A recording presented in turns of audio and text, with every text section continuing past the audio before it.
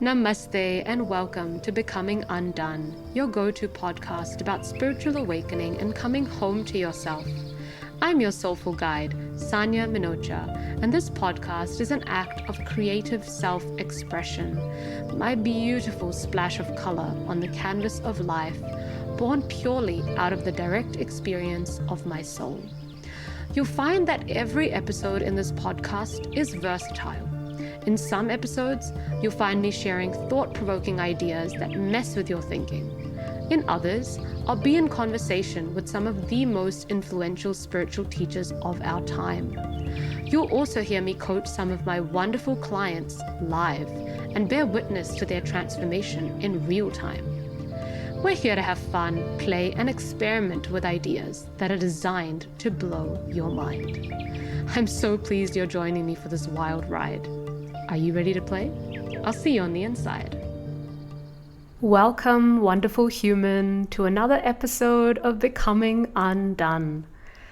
Today's episode is an inquiry, a question that I've been asking myself since a very young age. Over the span of my life, I've explored many answers to this question, never quite landing on one satisfying final answer. But I think that's the point. Because finding an answer to this question would end the very game of hide and seek that we're playing with ourselves. I've dabbled in many practices, explored the world of meditation, which I personally love so much, psychedelics and yoga, to name a few.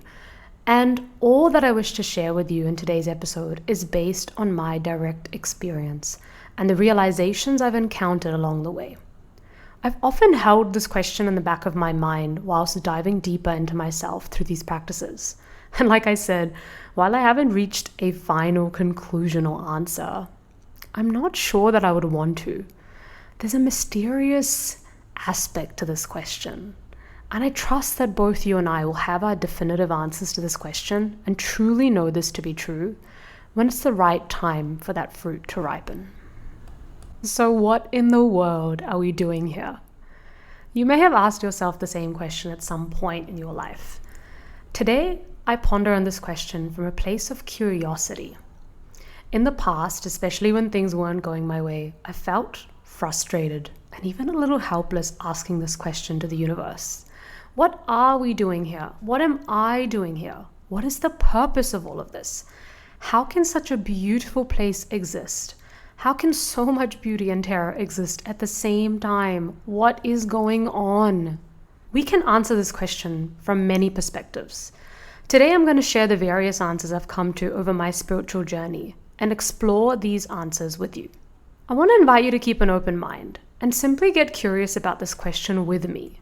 In fact, before we get started, you might even want to pause this episode and ask yourself, what am I doing here on this planet?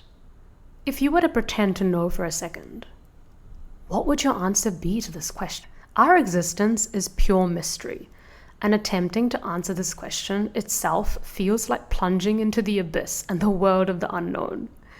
And this is why having an attitude of play and exploration feels appropriate. So let's begin exploring this question with a visualization. This is going to be fun. I want you to imagine that you've just arrived to watch a play in a theater. You've got great seats, front seats, and it's a play that you've waited a long time to see. It's a pretty sold out show. You settle into your seat with anticipation. You've waited a long time for these tickets. You've heard amazing things about this play, and you couldn't be more excited to be here. You watch in delight as the story unfolds in front of you, each character playing their part so well, such an engaging storyline, so compelling. You find the play entertaining because it contains a bit of everything. Love, romance, pain, jealousy, excitement, you name it. It's all there.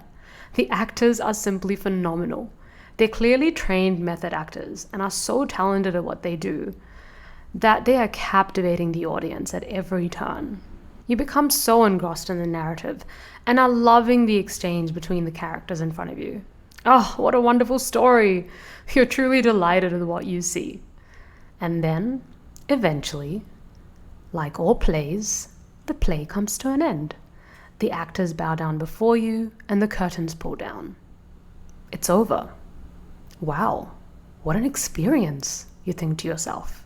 You get up and walk out of the theater with a huge smile on your face. That was fun and hugely satisfying. It was so great to get involved in a compelling storyline. Isn't that what great theater is about? What made watching this play so enjoyable was that the storyline and the characters was so engaging that you were able to experience their story with them and as them, all while being aware that it's just an act. You were feeling the feels with each of the characters and went along for the journey. It pulled on your heartstrings. For those 2 hours, you completely forgot about your life. You didn't mind going along with the ride. You let yourself get caught up in it for the duration of the play, and with all the ups and downs that the characters were going through, you felt that along with them. Because fundamentally, you knew that it's just a play. You're watching characters that are acting and playing a part on a stage, and just because the actor in the play gets hurt in some way, you know that they're truly not getting hurt, because they're playing a part. And when the show ends, they go home and you go home, and both parties are completely unaffected by what's occurred in the play. That whole thing was for your amusement, and for the amusement and the entertainment of everyone watching, including the characters playing their part. Well, my dear listener, welcome to your life. You are the main character of your story, except you may not fully be aware that you're playing a role and putting on a show. And for whose amusement? For your own amusement, for the amusement of your soul, or supreme consciousness, or God, whatever you want to call it. Your soul has the best seats to the play that is your life. It's witnessing your character, which is really just an aspect of itself, unfolding in awe.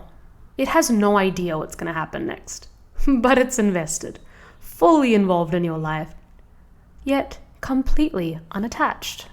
It's a silent witness and is amused and present for every aspect of your life, just as you would be for a really compelling show at a theater.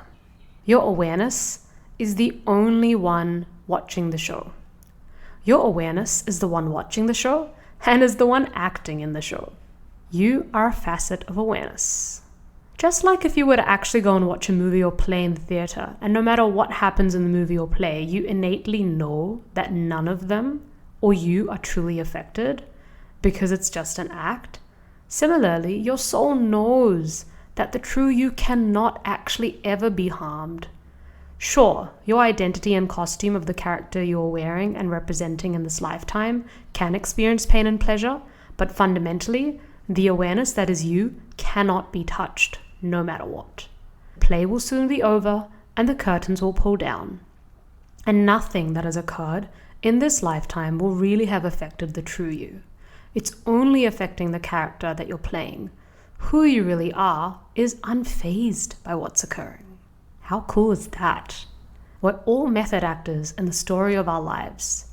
And we're so good at acting that we've forgotten that we're just playing a part. We're so convinced of our roles that we've even fooled ourselves. Consider what would happen if a character of a play or movie gets so caught up in the role that they're playing, they become so engrossed in it that they forget that they're playing a character. Yep, that's us. I first heard of this concept through Alan Watts, and then later heard it again when I was learning yoga last year at an ashram. It really resonated with me, and somehow intuitively it felt accurate. Now, if you're feeling slightly confused and your mind is like, what? I get it, it's okay. The mind cannot actually comprehend or fathom the answer to this question that we're exploring today.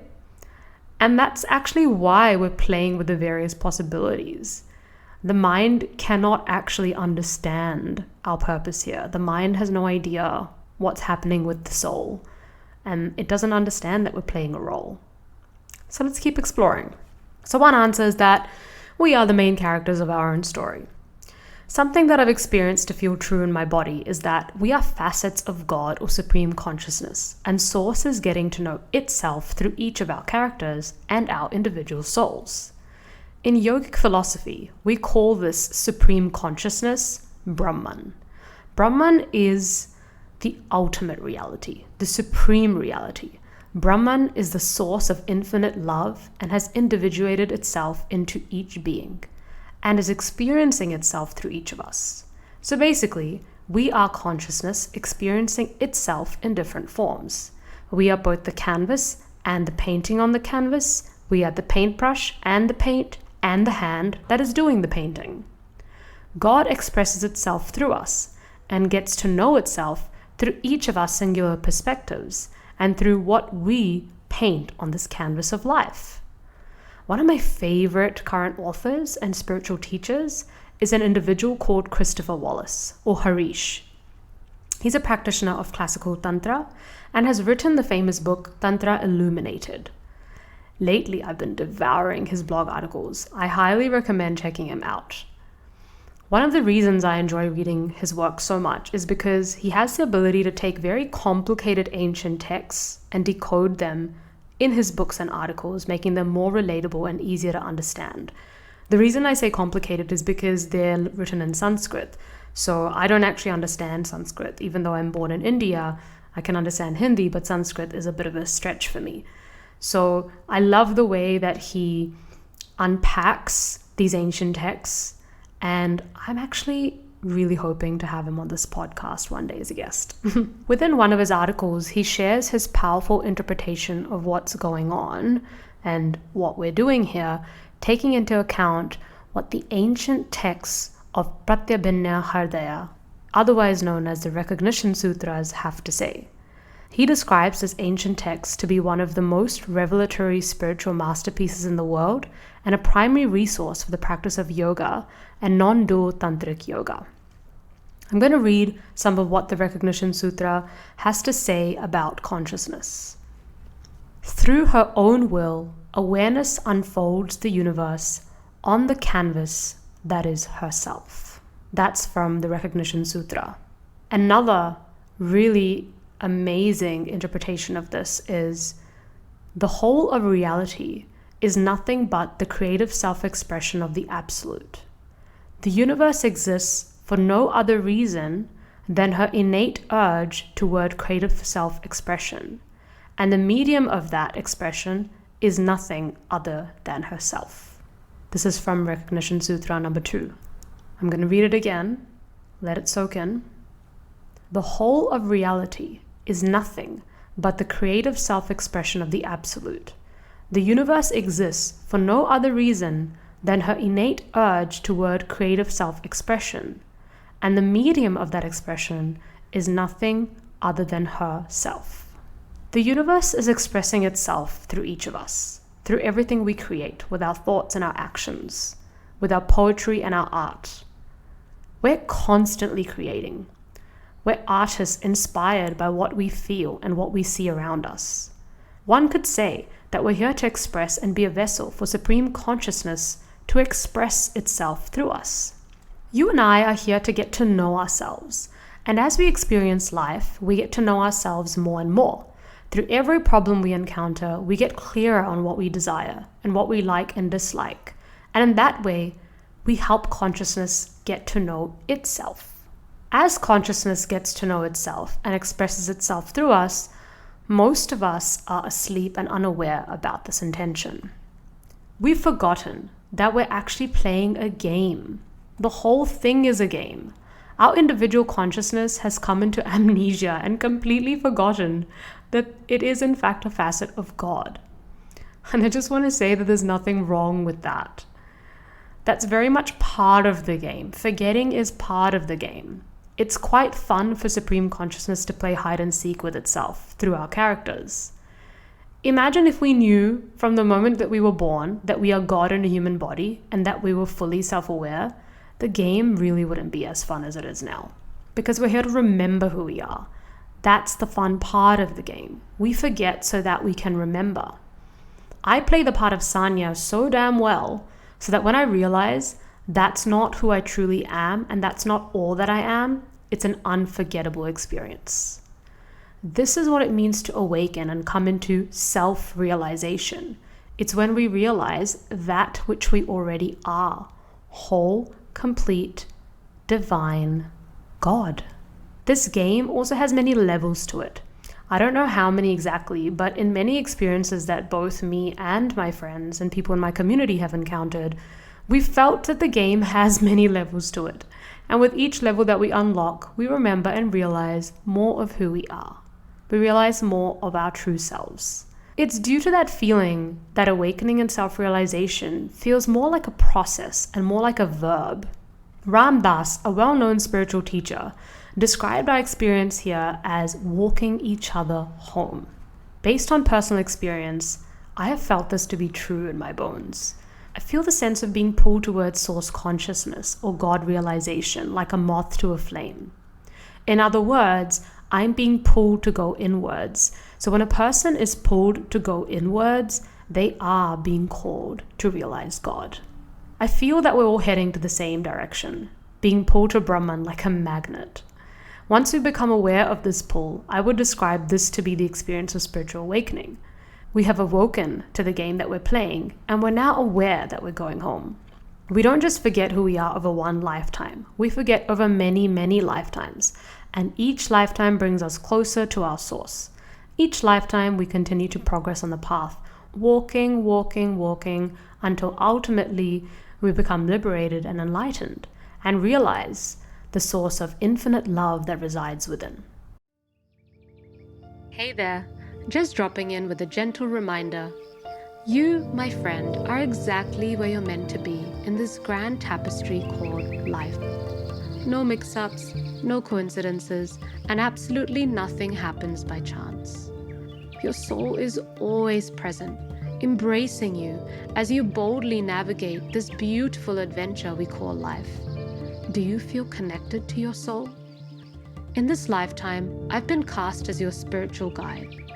My mission? To help you explore the depths of your inner world and unearth the wellspring of genuine fulfillment and joy that lies within. And I have just the roadmap to help you bravely embark on this inner quest. How do you know if you're ready for this? You'll sense it. You'll know it's time when you've exhausted the external search for happiness and are ready to shine a light on your inner world with the same vigor. You'll know. Visit my website to schedule a free consultation. Let's tune into your heart's desires and clear away any obstacles to soul-level fulfillment. I'd be thrilled to meet you. Now, let's dive back into the episode. I also love thinking about our time here as an adventure, where we're getting to play in the playground of life. I often use this analogy with my clients, encouraging them to play in the playground of life. Take risks, experiment, fall down and get back up, just as we would expect and encourage a child to in an actual playground. Ultimately, we can't make any mistakes. The universe doesn't recognize the word mistake. Mistakes are a man-made concept. A right path or right decision or wrong path or wrong decision doesn't actually exist. All paths lead to the same destination, regardless of what path we choose to go down. We will all end up in the same place, which is the place within, the kingdom of heaven within. The timeline of this looks different for each human and depends on many factors. The main factors being who we are being in this current life. Born as a human being is such an honor. It allows us to play, explore, experience, taste, touch, smell, hear, and to know ourselves intimately through our six senses. Our past karmas have resulted in us having this human body in this lifetime. This means that we've gone through so many other forms to get here. Think about it. We're the only species on the planet with a conscious, unconscious, and superconscious mind that we know of. We have a mind that has the ability to get to know itself and become aware of itself. It's so trippy. This is why I feel that being born as a human in this time-space reality is the highest privilege we could attain. It gives us the opportunity to awaken to our true selves and to awaken to the truth within. Awakening itself means realizing, seeing, and knowing through direct experience that which is our true nature, beyond mind and matter. Just like the seed contains the potential for the entire tree, our individual selves contain the seed of God. Every little part contains the whole. Each of us holds within ourselves the potential for enlightenment. Sooner or later, each of us will wake up from this dream. And the thing is, there's nothing we need to do to awaken. Awaken happens naturally. Like I said, when we're being pulled towards our source, or pulled inwards to explore the mysterious world within, we naturally gravitate towards activities, people, places, where we have a chance to be with ourselves more. We have a chance to go inwards more. And then we know that we're really on the path to awakening because we've become conscious of it. Each human being is on their way home. However, some are aware that they're going home while others have a stronger case of amnesia. Either way, eventually everybody wakes up and realizes that they're walking home. And I feel that we live our lives and keep coming back and being reincarnated until we return home. And the game goes on and on. In 2022, I had the privilege of spending 5 weeks in a gorgeous yoga ashram called Shivananda Yoga Ashram in Kerala, South India. I visited this ashram to participate in a yoga teacher training. It's actually quite a funny story how I ended up there, but I'll save that for another episode. Before I visited, I had practiced very little yoga, and I knew of yoga only through the westernized lens. I thought yoga was all about the physical postures, and that's all it was. I had an inkling that it would be much deeper than that, but I landed up at the ashram quite hesitantly, and I thought that that's all we'd be doing. We'd just be practicing a lot of physical postures. Learning about what yoga actually is completely blew my mind. Oh my gosh. I spent day and night from 4:30 a.m. to 9:30 p.m. practicing 4 different forms of yoga: Bhakti yoga, Jnana yoga, Raja yoga, and Karma yoga, with only one aim for each of these practices: to wake up and realize my true nature. It was so great to spend time at this ashram because we were dedicating all our activities from day to night based on the way that we were sitting, the way we were eating, what we were learning, with one aim in mind: to cultivate a state of stillness. Because it is within the state of stillness that we can recognize that which we already are. When our mind is consistently chattering to us, we can't hear and experience the truth. It was freaking awesome. In one of the daily lectures, where we were practicing Jnana yoga, which means yoga of the intellect, we were learning about Brahman, or supreme consciousness, and someone asked the head lecturer a similar question to what we're exploring today. Why? Why has Brahman created all of this? Why are we here? What's the purpose of Brahman getting to know itself through each of us? The lecturer paused for a few seconds before answering. The hall went extremely quiet as we all waited in anticipation. Leela, he replied. I smiled from inside. Leela means play in Sanskrit. He went on to say, imagine that you're God, and you can do anything, and I mean anything, and you've done absolutely everything there is to be done. Then all that's left to do is play and create and express.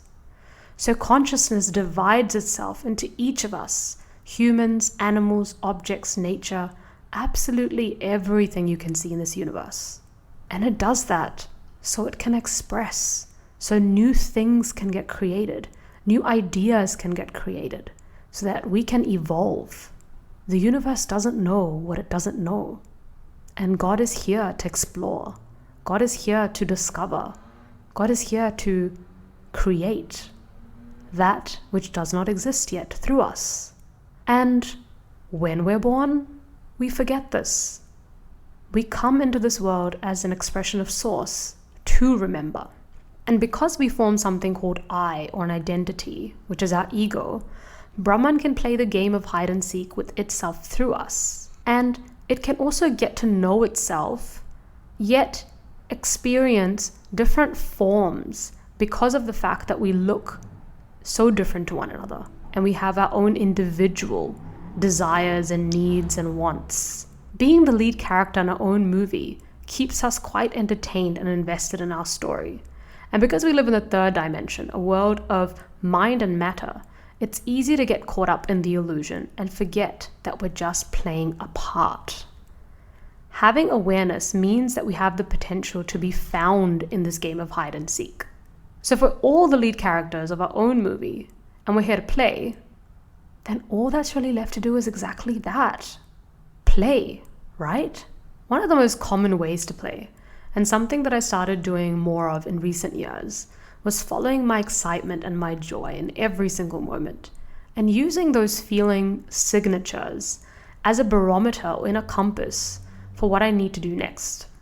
I figured, if my character is here to play, and source is expressing itself through me, and I've been given this human body and this human mind, and formed this ego or identity that separates and individuates me from the rest of the world, why not listen to my inner calling and follow my joy?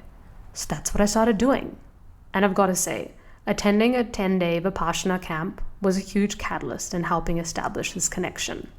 If you don't know what Vipassana is, I highly recommend checking out the podcast episode on Vipassana.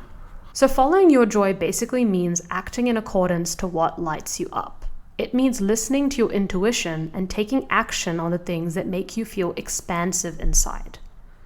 The great thing about following your joy and your intuition and listening to your heart, which I would all categorize as the same experience, is that you're not living for the destination or the final outcome. You truly enjoy the journey and the process of getting there. In fact, the destination or final outcome doesn't even matter so much. You're enjoying the ride. Similar to when you get on a roller coaster or listen to a song, you're not getting on the ride for the ride to end, or listening to the song to get to the end of the song. You're there to enjoy the actual experience. So when you take action in accordance with what lights you up and you follow your joy, you're bound to experience nothing but more joy when you arrive at the outcome. Following my joy and excitement has led me to feeling more aligned to nature and the universe at large. In Sanskrit, this experience of following your joy and living from your heart is termed as pratibha. Being in pratibha basically means being in flow.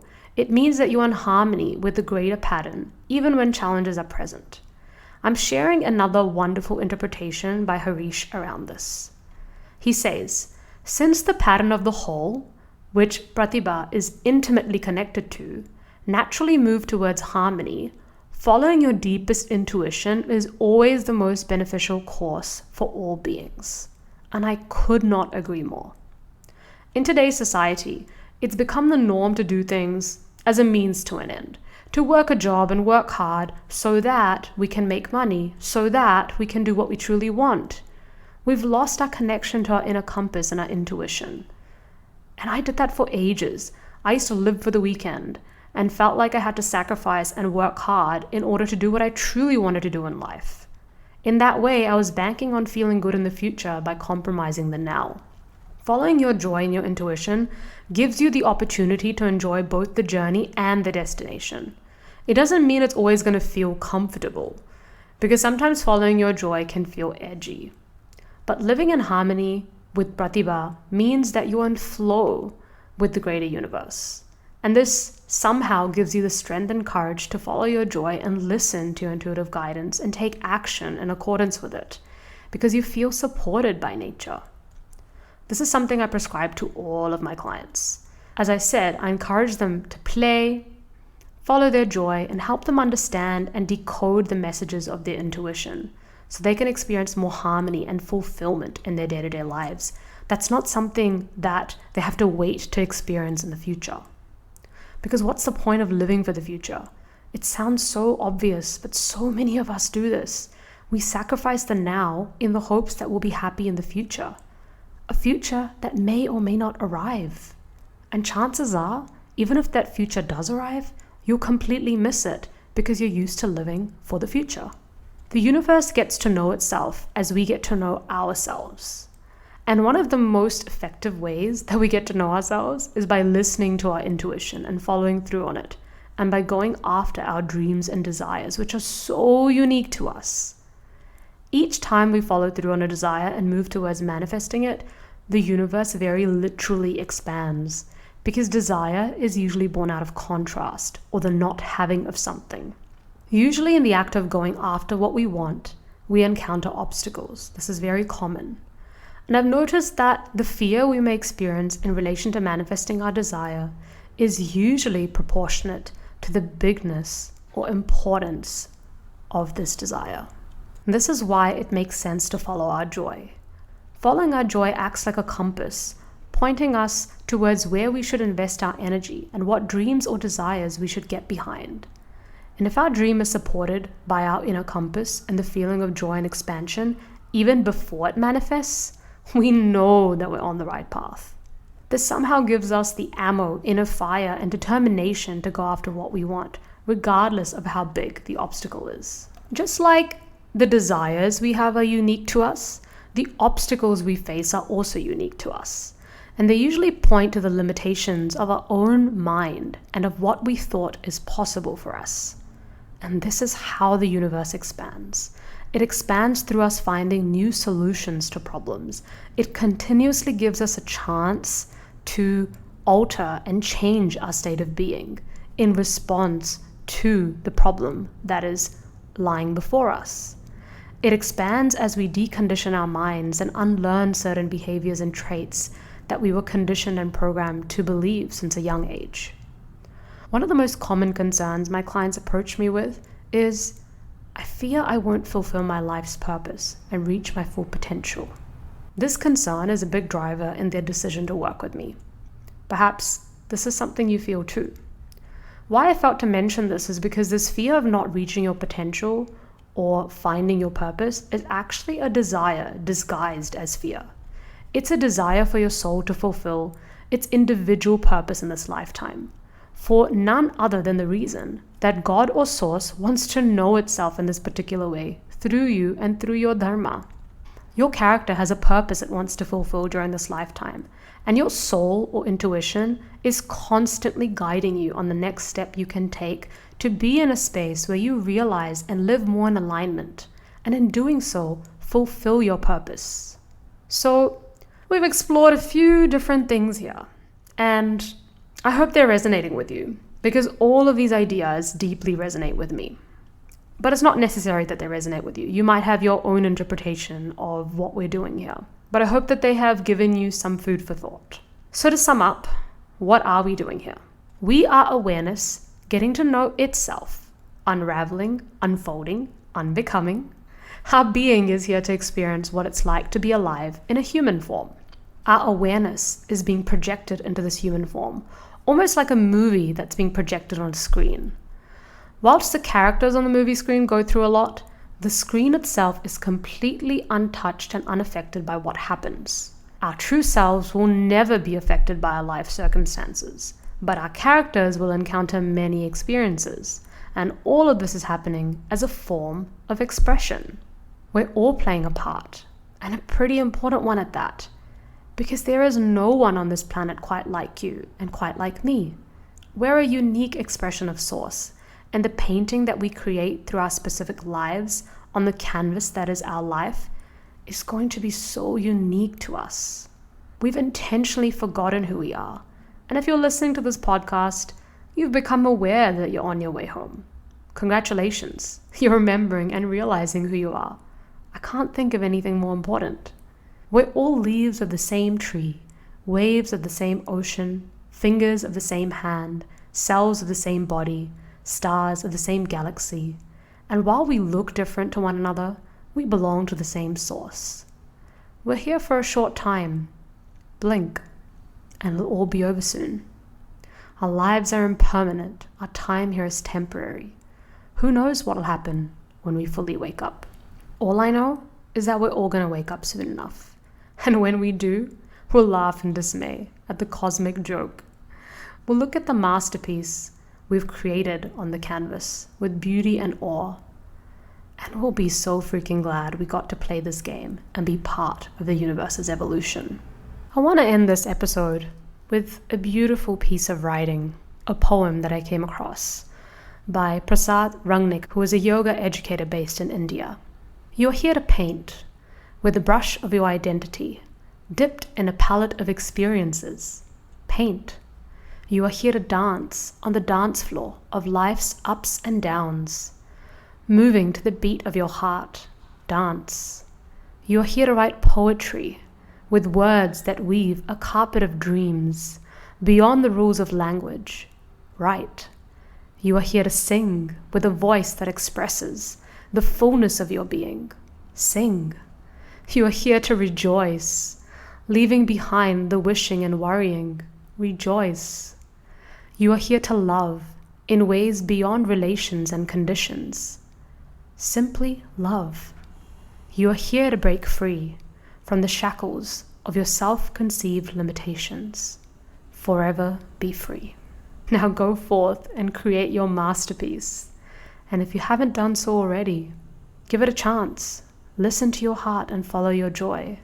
It's quite fun and definitely adds more color to the painting of life. Namaste. Thank you from the bottom of my heart for staying with us till the very end. If this episode struck a chord with you and you're resonating with Becoming Undone, let's amplify the love. Hit that subscribe button and bless us with a radiant 5-star review on iTunes or your favorite podcast platform. Your reviews act as guiding beacons, lighting the way for kindred souls to find our podcast on their spiritual odyssey. I'm your host, Sanya Minocha, here on a mission to support you as you step into your highest potential. Let's keep the conversation alive. I'd love to personally connect with you. And if you're listening to this, take it as a sign. You'll be met in pure presence and provided with a safe space for you to let go and understand your soul.